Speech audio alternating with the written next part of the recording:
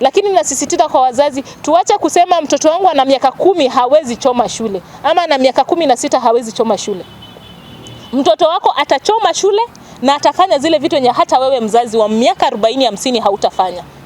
Nataka tujiite mkutano kama wazazi, tusaidie watoto wetu. Na hiyo corporal punishment naomba irudishwe. Kwa sababu ni hapo ndio mchezo imeanza, tumepewa freedom sana. Na hiyo freedom tunaiabuse. Wakati tuna abuse freedom inamaanisha ni inchi tunataka kuchoma. Tucheze na kila kitu lakini tusicheze na elimu. Kuabudu shetani ambaye ukiona kwenye teknolojia mpya watoto wanaweza kuingia kwenye mtandao na wakafanya vile wanavyofanya. Unapata hiyo kutoa kafara, wanaamua kwenda kutoa kafara kwa wanafunzi.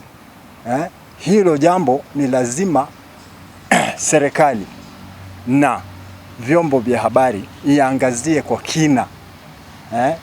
Kwa sababu ukiona hatujamaliza shakahola nyingine imekuwa shuleni, imekuwa Nyeri. Sasa tunaenda wapi kama nchi? Ni lazima hiyo issue ya cult waone vile watakabu. Kwa sababu mtoto yoyote Mkenya hawezi kwenda kiasi ya kufanya maovu ambayo wamefanya. Tumewachukua mashule ili msome. Na kwa shule si kwa kwenda kupractice Buddhism ama kwenda kupractice kufanya mama mabaya.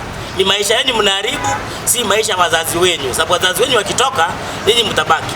Lakini kuna mambo mengi wanafunzi ambao wanaendaji nayo. Iwe ni mambo ya drugs, iwe ni mambo ya technology. Tafadhali mrudi shule msome, na kwa kusoma mtatengeneza maisha yenu leo na hata kesho na vizazi ambavyo vinafuata.